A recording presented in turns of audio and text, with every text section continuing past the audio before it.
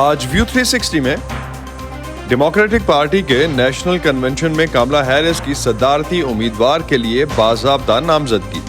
Convention کے باہر اور اندر غزہ کی صورتحال اور امریکی پالیسی پر احتجاج بھی جاری رہا. امریکی صدارتی انتخابی مہم سے تازہ ترین جانیں گے آج کے شو میں.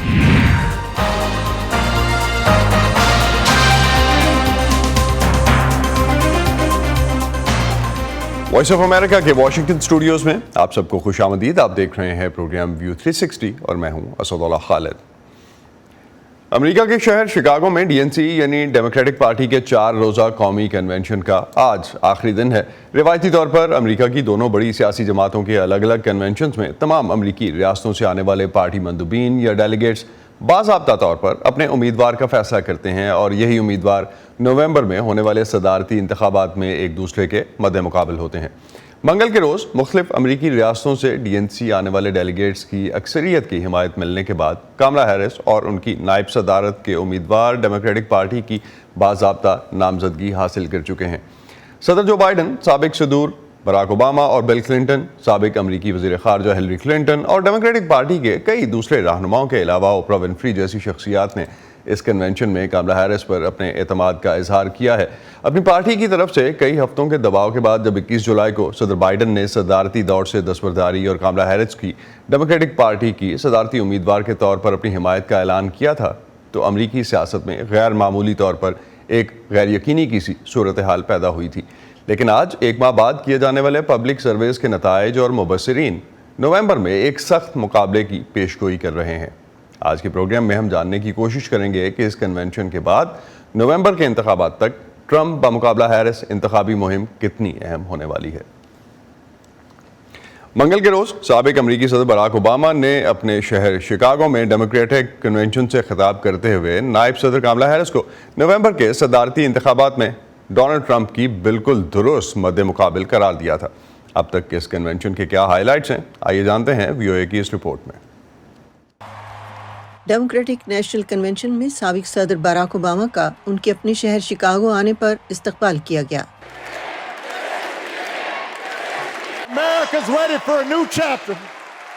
امریکہ ایک نئے چیپٹر کے لیے تیار ہے. امریکہ ایک بہتر داستان کے لیے تیار ہے. ہم صدر کاملا ہیرس کے لیے تیار ہیں. اوباما نے ہیرس اور ان کے ریپبلکن مد مقابل ڈونلڈ ٹرمپ کا برابر موازنہ کیا. کاملا ہیرس کی توجہ ان کے اپنے مسائل پر نہیں ہوگی، ان کی توجہ آپ کے مسائل پر مرکوز ہوگی.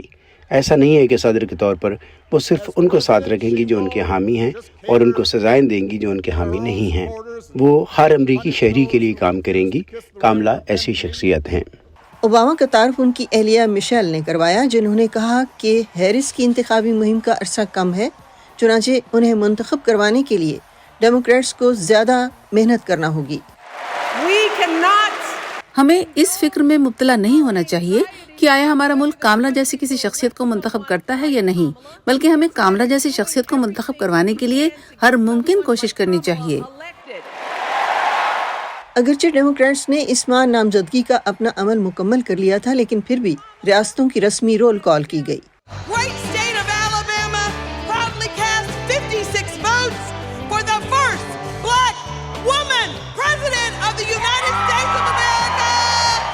جس سے نئی نامزد امیدوار کے لیے ڈیموکریٹس کا جوش و خروش ظاہر ہوا.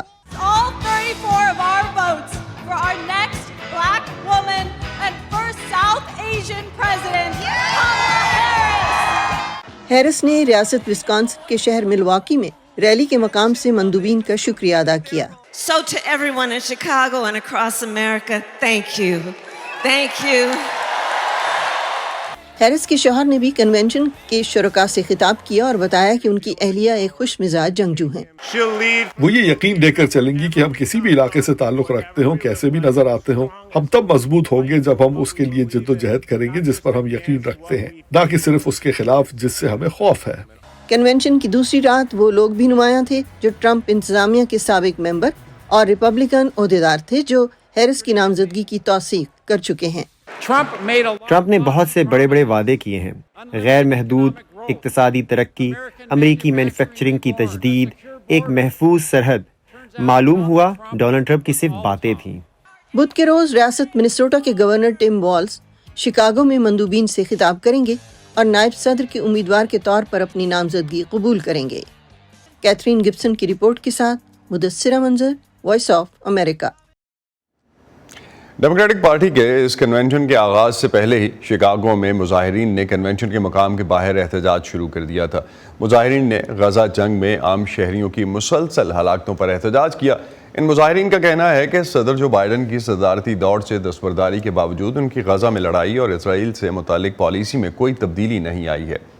2 रोज़ पहले अमरीकी सदर जो बाइडन की तरफ से शिकागो में पार्टी के इज्तिमा से खिताब के मौके पर गजा में इसराइल की जंग के बारे में कई डेमोक्रेटिक नेशनल कन्वेंशन के मंदूबीन ने एहतजाजन अपने मुंह ढांप रखे थे। डेमोक्रेटिक नेशनल कन्वेंशन के मुकाम पर हज़ारों अफराद ने गजा जंग पर अमरीकी पॉलिसी के अलावा अस्कात हमल के हुकूक और मुआशी नाइंसाफ़ी के ख़िलाफ़ भी एहतजाज किया। दूसरी तरफ रिपब्लिकन पार्टी के सदारती उम्मीदवार साबिक सदर डोनाल्ड ट्रंप अहम रियासतों के दौरे पर हैं। इन रियासतों को स्विंग स्टेट्स भी कहा जाता है। ट्रंप ने कल रियासत शुमाली कैरोलिना में खुद पर होने वाले कातलाना हमले के बाद पहली बार एक आउटडोर रैली में अपनी मुजव्वज़ा सिक्योरिटी पॉलिसी पर बात की। इस इज्तिमा में डोनाल्ड ट्रंप के नायब सदारत के उम्मीदवार जेडी वेंस भी उनके साथ थे।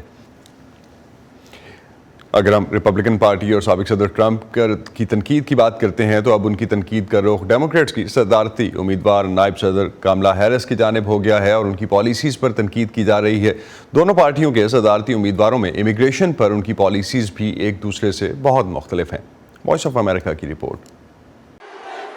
रिपब्लिकन सदारती उम्मीदवार डोनाल्ड ट्रंप ने अपनी तवज्जो नायब सदर कामला हैरिस पर मरकूज कर दी है, जो सदारती इंतखाबात में उनकी मद्दे मुकाबिल हैं और अब वो उनके इमिग्रेशन के रिकॉर्ड को हदफ तनकीद बना रहे हैं।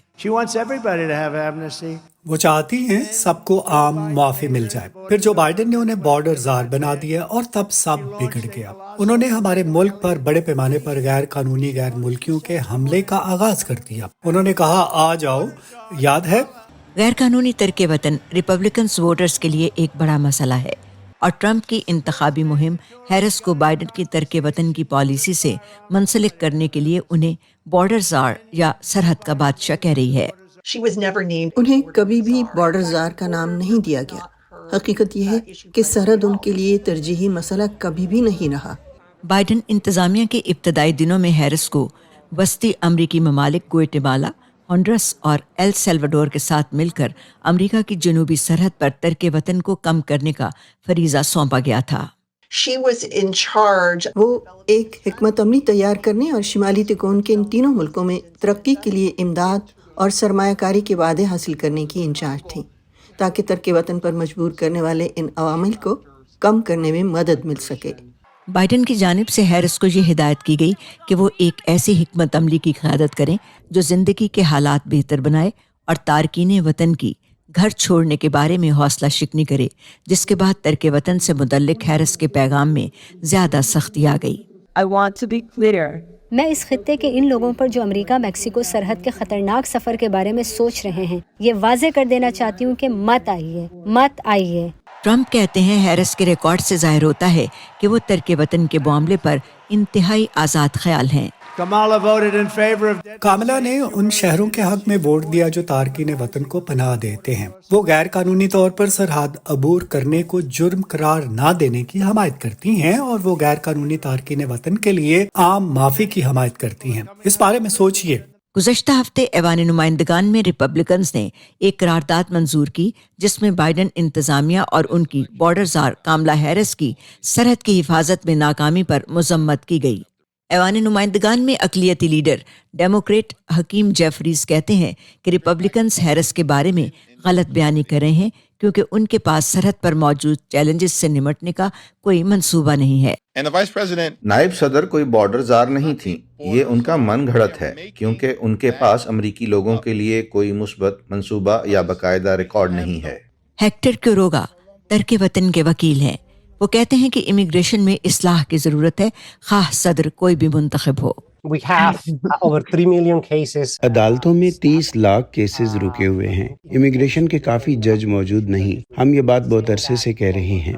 बाइडेन इंतजामिया का कहना है कि सरहद पर पेशरफ्त हो रही है। उनकी इत्तला के मुताबिक जून में गैर कानूनी तौर पर सरहद अबूर करने वालों की गिरफ्तारियों की तादाद बाइडेन के दौरे सदारत में किसी भी महीने की कम तरीन तादाद थी। अलीन बैरोस की रिपोर्ट के साथ बहजत जिलानी, वॉइस ऑफ अमेरिका। गुज़िश्ता हफ्ते जारी होने वाली 2 मुख्तलिफ रिपोर्ट्स में अमरीकी इंतखाबात में खलल डालने की कोशिशों में इजाफे के खिलाफ खबरदार किया गया है। इन रिपोर्ट्स में कहा गया है कि मालूमात पर असरअंदाज होने, सियासी तशद्दुद और हरासा करने के वाक़यात में इजाफा हुआ है। उन अंदरूनी मुल्क अनासिर की जानिब से अमरीकी वोटर्स को टारगेट करने में इजाफा हो रहा है जो 2024 के सदारती इंतखाबात से पहले गलत मालूमात फैला रहे हैं। ये बात इंसानी हकूक़ की तंजीम फ्रीडम हाउस की उस रिपोर्ट में कही गई है जो इलेक्शन की कमजोरियों से मुतल्लिक है। ये वो लोग हैं जो अमेरिका में सियासत के बारे में साजिशी कयास और गुमराहकुन मालूमात फैला रहे हैं। रिपब्लिकन्स और रिपब्लिकन्स के हामी अंदाजन 70% वोटर इस साजिशी बयानिए का शिकार हो चुके हैं कि 2020 के सदारती इंतखाबात के नताइज नाजायज़ थे। अब 2024 के इंतखाबात से पहले हम देख रहे हैं कि ये बयानिया पहले ही उभर रहा है और गालिब आ रहा है। इसके अलावा रिसर्चर्स का कहना है कि इलेक्शन के ओहदेदारों को ऑनलाइन धमकाने और हरासा करने और सियासी तशद्दुद के वाक़यात में इजाफा हो रहा है। हमने सियासी उम्मीदवारों को बराह रास्त हमलों का निशाना बनते देखा है, जिनमें बिलाशुबा साबिक सदर डोनाल्ड ट्रंप पर कातलाना हमले की नाकाम कोशिश भी शामिल है। पसमानदा तबकात के खिलाफ नफरत अंगेज गुफ्तगू और नफरत पर मबनी जराइम बढ़ रहे हैं। कियन विस्टेंसन का कहना है कि अगरचे वोटिंग का बुनियादी निज़ाम महफूज है मगर साइबर हमले तशवीश का बाइस हैं। सबसे ज्यादा हदफ इंतखाबी मुहिमों को बनाया जाता है और इन वेबसाइट्स को जो लोगों को वोटिंग के बारे में मालूमात मुहैया करती हैं। इस वक्त FBI ट्रंप और बाइडन हैरिस इंतखाबी मुहिम को हैक करने की मुबैना ईरानी कोशिशों की छानबीन कर रही है।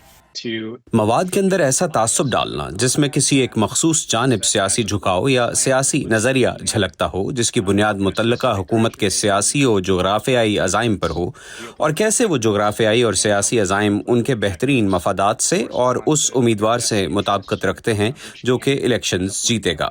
ये कोशिशें कितनी मुअस्सर हैं? इस वक्त फ़िलहाल हमारे पास ये आदादो शुमार नहीं हैं जो बता सकें कि इन कार्रवाइयों से तारीखी तौर पर वाक़तन इंतखाबी नताइज पर कोई असर पड़ा या नहीं। तहम अमरीकी वोटर से कहा जा रहा है कि वो किसी वेबसाइट पर जाएं तो मज़ामीन में ग्रामर की या स्पेलिंग की गलतियों के बारे में चौकस रहें, जिनसे किसी से गलत मंसूब किए जाने वाले नकली मवाद का पता चलाया जा सकता है। वेरोनिका बल्देरियस इग्लेसियास की रिपोर्ट के साथ Ayesha Khalid, voice of America. America की दोनों सियासी जमातों के सदारती उम्मीदवारों नायब सदर कमला हैरिस और साबिक सदर डोनाल्ड ट्रंप ने गुज़िश्ता हफ्ते मुल्क की मईशत के लिए अपना प्रोग्राम पेश किया, जिसके ज़रिए वो अफरात ज़र में कमी और कारकुनों पर वफाकी टैक्सों में कमी करना चाहते हैं। अगरचे वोटरों में दोनों के मंसूबे कबूलियत रखते हैं, लेकिन माहिरीन मईशत कहते हैं कि इन पर अमल दरामद आसान नहीं होगा। VOA की रिपोर्ट। अगर कोई ऐसा मसला है जो अमेरिका में डेमोक्रेट्स और रिपब्लिकन वोटरों को बाहम यकजा करता है तो वो मईशत है। मैं मुसलसल देख रहा हूँ कीमतों में इजाफा हो रहा है, कभी 25 सेंट्स, कभी 50 सेंट्स, और कोई ऐसी चीज नहीं जो आपकी जेब पर भारी ना हो। नवंबर के इंतखाबात से पहले दोनों हरीफ नायब सदर कामला हैरिस, साबिक सदर डोनाल्ड ट्रंप अपनी तवज्जो अफराती ज़र पर मरकूज कर रहे हैं। मैं सदर मुंतखब हो गई तो मेरी अव्वलीन तरजीह होगी कि मैं कीमतों में कमी करूं और तमाम अमरीकियों के लिए माशी तहफ़्फ़ुज़ में भी इजाफा करूं। क्या यहाँ मौजूद लोगों में कोई कमला हैरिस और बदयानत जो बाइडन के दौर में खुद को उतना दौलतमंद महसूस करता है जिस कदर वो ट्रंप इंतजामिया के दौर में करता था? क्या कमला हैरिस और बदयानत जो के दौर में कोई चीज़ ज़्यादा सस्ती है? कारोबारी कंपनियों की जानिब से कीमतों में इजाफे पर वफाकी पाबंदी का मुतालबा करते हुए कामला हैरिस ने खास तौर पर गोश्त फराहम करने की सनत को मुखातिब किया, जबकि ट्रंप ने कहा कि वो तेल और गैस की पैदावार में इजाफे के जरिए बढ़ती हुई कीमतों का मुकाबला करेंगे। ये इंतहाई नामुमकिन है कि एक सदर की कोई वाहिद पॉलिसी इतनी मौसर हो कि अफरात ज़र को उसकी मौजूदा सतह से उस जगह लाया जाए जो मईशत के लिए तवील अरसे से फेडरल रिजर्व का हदफ है, यानी 2% तक। अगरचे अमरीकी अब भी तकलीफ से गुजर रहे हैं, ताहम गुज़िश्ता माह मार्च 2021 के बाद पहली मरतबा अमरीका का साल ब साल अफरात ज़र कम होकर 3% हुआ था और ख़रीदारी के आदाद शुमार बेहतर हुए, बेरोज़गारी कम हुई और बेशतर माहिर माशियात अफरात ज़र के बारे में मज़ीद खबरदार नहीं कर रहे। تاہم معیشت کی مجموعی صورتحال اب بھی ووٹرز کی اہم تشویش ہے اور انتخابی مہم میں حریف کو ہدف بنانے کا ایک پوائنٹ بھی۔ ہم اس نااہل سوشلسٹ پاگل کو مزید 4 سال اپنی معیشت کو ناکام کرنے کی اجازت نہیں دے سکتے۔ یہ ہمارے ملک کو تباہ کر دے گا۔ میرے منصوبے کا موازنہ اس سے کیجیے جو ڈونلڈ ٹرمپ کرنا چاہتے ہیں۔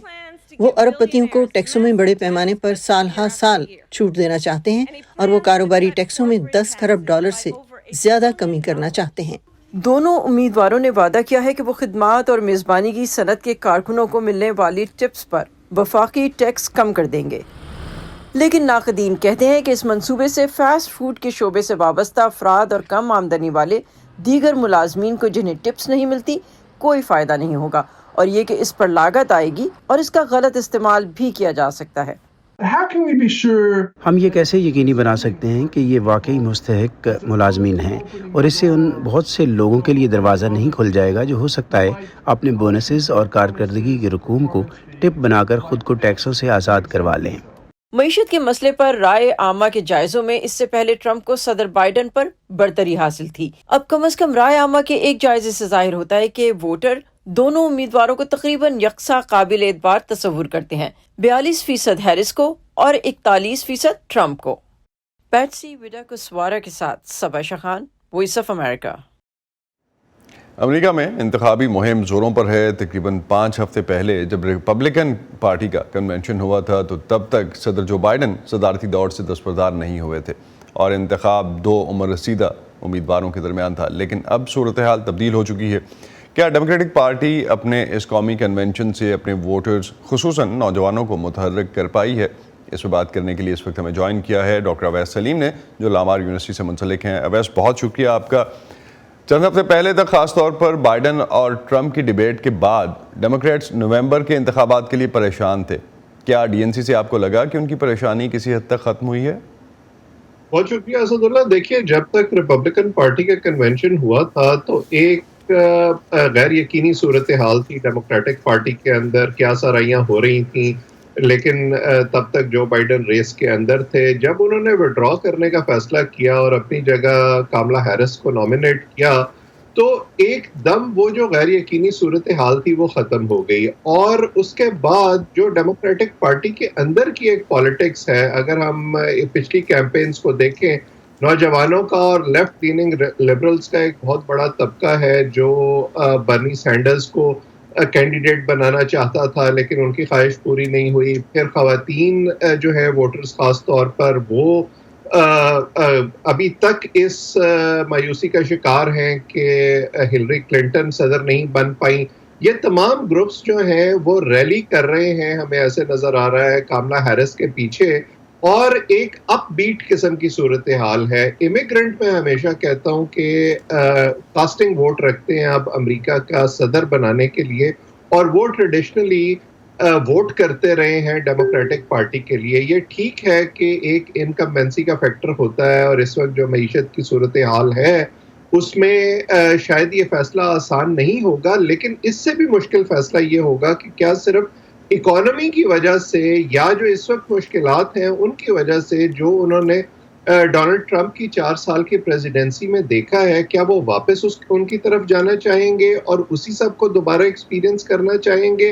That we still need to see, ویس۔ لیکن ایک چیز میں کاملا ہیرس کی سٹینڈنگ پہ رہنا چاہوں گا کہ آپ سمجھتے ہیں کاملا ہیرس کی جو سٹینڈنگ ہے وہ اس وقت پارٹی میں بہتر ہوئی ہے؟ خاص طور پہ آپ نے بھی ابھی برنی سینڈرز کا اور لیفٹ ونگ کا حوالہ دیا، صدر اوباما بھی ان کی سپورٹ کرتے نظر آئے، کتنی بہتر ہوئی ہے ان کی سٹینڈنگ پارٹی میں؟ دیکھیے، جب جو بائیڈن نے ان کو نامینیٹ کر دیا اور خاص طور پر پارٹی کے پاس کوئی چوائس اس وقت تھی نہیں، یہ ایک طرح سے فورس چوائس تھی کہ وہ اس حکومت کا حصہ بھی ہیں، وائس پریزیڈنٹ بھی ہیں، ان پالیسیز کو جو اس حکومت نے 3.5 سال میں ابھی تک اختیار کی ہیں ان کو اگر وہ سیل کر سکتی ہیں اپنے ووٹر کو، کیونکہ یہ یاد رکھیے کہ پولیٹیکل کمیونیکیشن بنیادی طور پر ہمیشہ اپنے لائل ووٹر کے لیے ہوتی ہے یا اس ووٹر کے لیے ہوتی ہے جو تھوڑا سا فینس پہ کھڑا ہوتا ہے، آپ اس کو اپنی طرف تھوڑا سا کھینچنے کی کوشش کرتے ہیں۔ جو پہلے ہی آپ کے مخالف کیمپ میں ہے اس کے لیے وہ کمیونیکیشن ہوتی ہی نہیں ہے۔ تو جب پارٹی کے اندر یہ کلیئرٹی آ گئی، اوباماز، پھر اس کے بعد کلنٹنز جو بہت ہیوی ویٹ ہے ڈیموکریٹک پارٹی کے اندر، انہوں نے اپنا پورا ویٹ پش کر دیا. اور آپ اگر دیکھیں تو ایک طرح سے یہ پارٹی اس وقت ٹرانسفارمیشن کے دور سے گزر رہی ہے. سب سے بڑا اعتراض جو تھا وہ یہ تھا کہ جو بائیڈن یا باقی قیادت جو ہے وہ بہت عمر رسیدہ ہو گئی ہے، وہ نہ فیصلے کر سکتے ہیں، نہ شاید اگلے 4 سال وائٹ ہاؤس میں وہ گزار سکتے ہیں. کاملا ہیرس خود آئیں، پھر آپ نے دیکھا کہ اس سے پہلے نینسی پیلوسی اسپیکر کے عہدے سے پیچھے ہٹ گئی تھی اور ان کی جگہ حکیم جیفریز جو ان سے 30 سال چھوٹے ہیں وہ آگے آ گئے تھے. تو میرا خیال ہے کہ اس وقت پارٹی نے جو پیغام دینے کی کوشش کی ہے کہ ایک فریش سٹارٹ وہ لے رہے ہیں اور یونائٹڈ ہو رہے ہیں کاملا ہیرس کے پیچھے، وہ ان کے ووٹرز کو ایک طرح سے گیلونائز کر رہا ہے اور آپ کو وہ ریفلیکٹ ہوتا نظر آ رہا ہے پولز. یہی میسج انہوں نے کل دیا اور پولز میں بھی شاید یہی ریفلیکٹ کر رہا ہے. ویسے ہم شور آپ نظر رکھے ہوئے ہوں گے جو پولز اب تک سامنے آئے ہیں ان میں کاملا ہیرس کو ٹرمپ پر کچھ سبقت حاصل ہے. صرف فاکس نیوز کا ایک سروے ایسا آیا ہے پچھلے ہفتے جس میں کاملا ہیرس کی مقبولیت جو تھی وہ صدر ٹرمپ سے 1% کم تھی.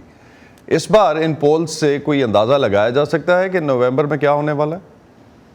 دیکھیے پولز ہمیں کسی حد تک تو ایک انڈیکیشن دیتے ہیں، لیکن ڈونلڈ ٹرمپ اور ہیلری کلنٹن کا جو پہلا الیکشن تھا اس میں پولسٹرز کے اندازے جس طرح سے غلط ثابت ہوئے تھے، اس کے بعد میرا خیال ہے کہ انہیں تھوڑا سا محتاط طریقے سے ہمیں ان پر انحصار کرنا چاہیے. لیکن پھر بھی بہت سے فیکٹرز ہوتے ہیں پولز کے اندر کہ آپ نے سوال کیسے فریم کیا ہے، آپ کا جو سیمپل سائز ہے وہ کیا ہے اور کہاں سے ہے. لیکن اس وقت ہم دیکھ رہے ہیں کہ اکراس دا بورڈ جتنے پولز آ رہے ہیں ان میں کاملا ہیرس کو پریڈومیننٹلی ایج حاصل ہے ڈونلڈ ٹرمپ کے اندر.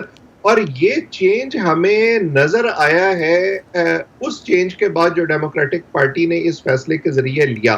تو اس سے میں یہ کنکلوڈ کرتا ہوں کہ ووٹرز کے اندر بھی وہ کلیئرٹی آئی ہے اور وہ ان پولز میں ریفلیکٹ ہو رہی ہے جو ہمیں ڈیموکریٹک پارٹی کی سوچ اور ان کی نامینیشن کے اندر نظر آئی. تو نان کمیٹڈ ووٹر کتنا بڑا رول پلے کریں گے اس دفعہ؟ دیکھیے نان کمیٹڈ ووٹر کے متعلق جیسے میں نے پہلے کہا سب سے بڑا مسئلہ ہوتا ہے economy, food on the table. وہ اس بنیاد پر فیصلہ کرتے ہیں اور اس وقت اکانومی کی صورتحال یقیناً پچھلے 3.5 سال میں اتنی اچھی نہیں رہی ہے جتنا عام لوگ چاہتے تھے. اسی لیے شاید ٹم والز کو ٹکٹ پر منتخب کیا گیا ہے وائس پریزیڈنٹ کے لیے، کیونکہ وہ ایک اس طرح کی ان کی پرسنالٹی ہے، وہ اسکول ٹیچر ہیں، وہ اس طرح کی باتیں کرتے ہیں جو عام لوگوں کے لیے سمجھنا اور اس کے ساتھ الائن کرنا آسان ہوتا ہے. لیکن اس کے باوجود جو سب سے بڑا فیصلہ ہوگا ووٹر کے لیے وہ یہ ہوگا کہ کیا وہ اکانومی کو ترجیح دیتے ہیں یا وہ جو ایک ٹاکسک قسم کی پالیٹکس جس کا پیغام ریپبلکن پارٹی کی طرف سے آتا ہے اور جو پرفارمنس انہوں نے ڈونلڈ ٹرمپ کی 4 سال میں دیکھی ہے اکانومی کی وجہ سے اس کی طرف واپس جانا چاہیں گے. میری ذاتی رائے میں یہ کوئی اتنا آسان فیصلہ نہیں ہوگا اس ووٹر کے لیے بھی جو فینس پر بیٹھا ہے. کوئکلی اگر 4 اہم ایشوز پہ پوائنٹ آؤٹ کر سکیں، کون سے 4 اہم ایشوز ہوں گے دونوں پارٹیوں کے لیے اگلے الیکشن میں؟ دیکھیے سب سے بڑا تو اکانومی ہی ہوگا. فارن پالیسی کسی حد تک جو امیگرنٹس ہیں ان کے لیے ایک ایشو ہے اور امیگرنٹس جیسے میں نے کہا بہت اہم رول رکھتے ہیں اس الیکشن میں. پھر اس کے بعد جو خواتین ہیں ان کے لیے ابارشن رائٹس اور اسقاط حمل اور فارن پالیسی اور اکانومی. جی بالکل. بہت بہت شکریہ اویس سلیم، آپ ہمارے ساتھ تھے. اسی پہ ختم کرتے ہیں آج کا ویو 360. اسٹے سیف اور پاکستان اور خطے بھر کی خبروں کے لیے آپ ہماری ویب سائٹ اور سوشل میڈیمز پر آ سکتے ہیں. اب تک کے لیے اتنا ہی. اسد اللہ خالد کو اجازت دیجیے. خدا حافظ.